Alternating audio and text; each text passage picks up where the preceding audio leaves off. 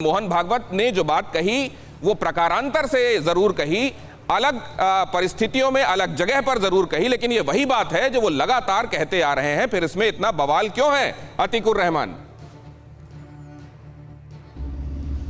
जी देखिए, अभी आपने जो इफ्तिखार साहब को यहाँ पर बुलाया है, मैं बड़ा शुक्रगुजार हूँ आपका और उनको मुबारकबाद देता हूँ उनकी किताब के ऊपर।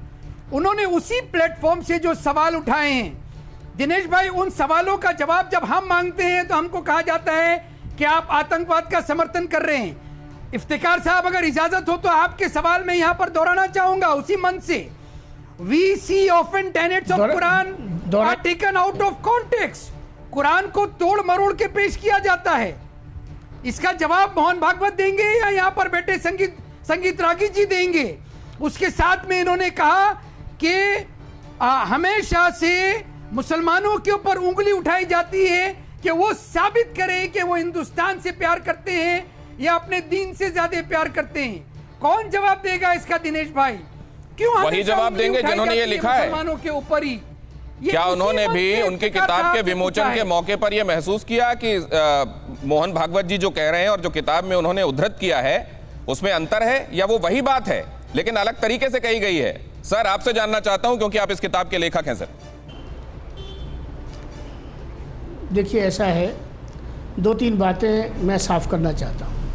पहली बात तो ये है कि मेरी जो पुस्तक है वो सरसंघचालक जी ने पूरी पुस्तक पढ़ी और पढ़ने के बाद उन्होंने इसका विमोचन करने के लिए सहमति दी मुझे।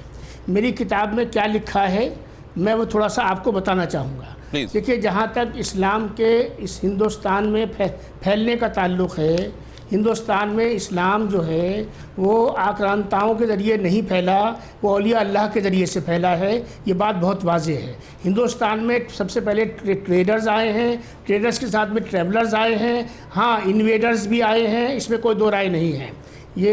लेकिन जो बात एक बात ये कही गई कि इस्लाम सारी दुनिया में तलवार से फैला, तो मैं ये बताना चाहता हूँ चाइना में कब मुसलमानों ने हुकूमत की, इंडोनेशिया में कब हुकूमत की, मलेशिया में कब हुकूमत की, साउथ ईस्ट एशिया के बड़े हिस्से में कब हुकूमत की। आप मुझे बताइए, इस हिस्से में 40 से 45 करोड़ मुसलमान है। अगर इस्लाम तलवार से ही फैला होता तो इस हिस्से में कैसे फैलता, वो बताइए मुझे आप।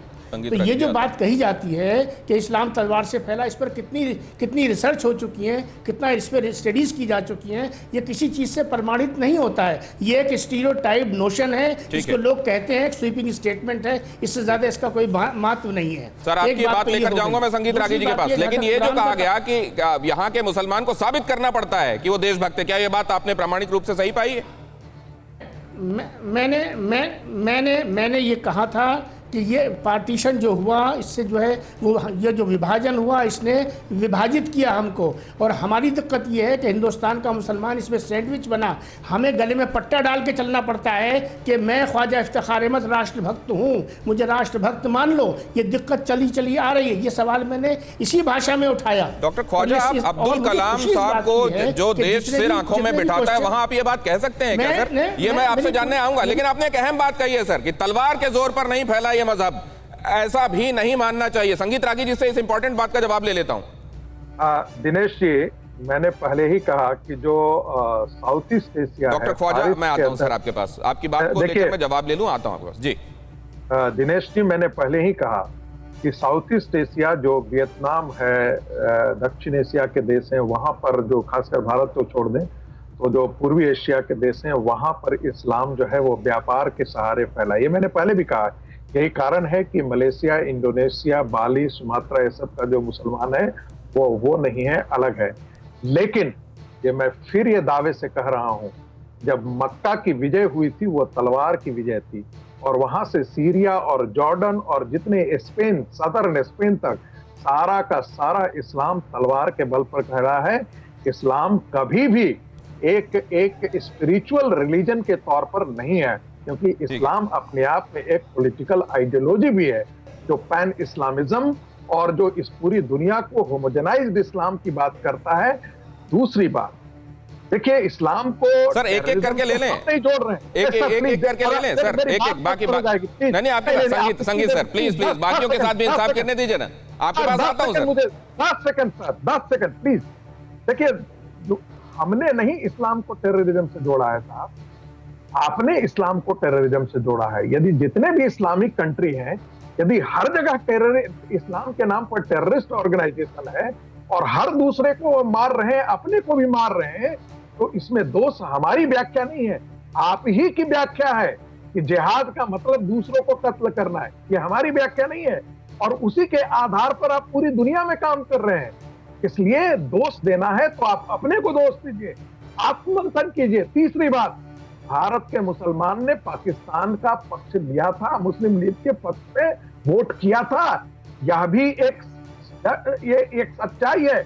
और तो सर फिर तो एकता की बात करनी पड़ेगी ना, फिर एकता की बात भ्रामक कहाँ है, फिर तो एकता की बात करनी पड़ेगी, ये मैं समझूंगा आपसे। लेकिन अतीकुर रहमान साहब, आपके पास आ रहा हूं मैं, ये इसमें जरा ये समझा दीजिए, जैसे अभी ख्वाजा साहब ने अभी बताया कि कॉन्टेक्स्ट क्या था उसका, कि हम सैंडविच बने और कैसे हमको प्रमाण देना पड़ा। आपने जो अभी कुरान की बात कही, यहां भी तो उनकी किताब को आउट ऑफ कॉन्टेक्स्ट बोल दिया गया ना, जो आपने बोला।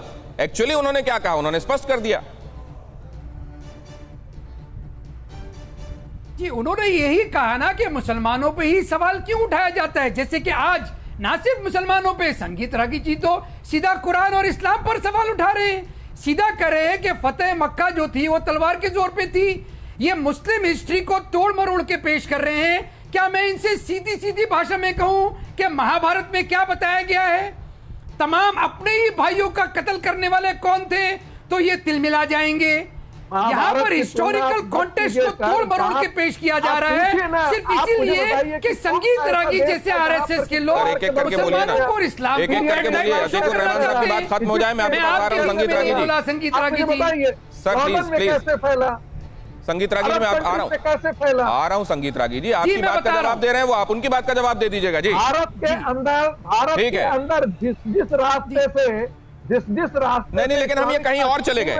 मैं इस पे जाना चाहता हूं, मैं इस पर रहना चाहता हूं कि हम एक हैं कि नहीं, क्या विभेद हैं, और विभेद एकता की बात होने पर भी खत्म नहीं हो सकते क्या, मैं ये समझना चाहता हूं। और ये भी समझना चाहता हूं राजीव जेटली जी कि क्या पॉलिटिक्स एकता का पोषण करने वाली, उसको बढ़ावा देने वाली नहीं हो सकती, पॉलिटिक्स केवल डिस्टॉर्ट करने वाला वेपन ही हो सकती है क्या? जरा इसका जवाब दे दीजिए राजीव जेटली जी। जिस दिन मैं आपकी डिबेट पे बैठ के सबसे पहले अपने आप को हिंदू कह के संबोधित करूंगा, उस दिन मैं कह दूंगा कि मैं सबसे बड़ा कम्युनल हूं। या इस चैनल के ऊपर बैठ के या किसी भी चैनल के ऊपर किसी भी राजीव, सतीश, राकेश, किसी ने भी अगर डिबेट में अपने आप को हिंदू कहा होगा तो वो कम्युनल हो सकते हैं। लेकिन अगर डिबेट पे बैठा हुआ कोई भी व्यक्ति अपने नाम से पहले अपने आप को मुसलमान कह के संबोधित करेगा, तो मुझे लगता है उससे बड़ी खाई कोई पैदा नहीं करता होगा। वो सबसे बड़ी खाई पैदा करने वाला है। आपके जहन में ये बात आती कैसे है, आप सोचते कैसे हैं, आप अपने नाम से अपने आप को संबोधित क्यों नहीं करते? किसने अपने आप को संबोधित किया इस तरीके से? ये आपकी जितनी भी डिबेट्स होती हैं, किसी भी डिबेट जो धर्म के ऊपर होती है, उस डिबेट के अंदर आप गौर कीजिएगा, हर डिबेट के अंदर ही कहा जाता है मुसलमान, मुसलमानों के ऊपर ये, मुसलमानों के साथ ये, मुसलमानों के साथ वो। अरे भाई, आप अपने आप को अगर भारतीय मानेंगे तो भेदभाव अपने आप ही खत्म हो जाएगा। डिमांड मुसलमान बन के नहीं निकलेगी, डिमांड आपके नाम के नाम से निकलेगी, डिमांड भारतीय होके निकलेगी, अपने अधिकार के लिए निकलेगी। फिक्र आपकी, सोमवार से शुक्रवार रात 9 बजे सिर्फ TV9 भारतवर्ष पर।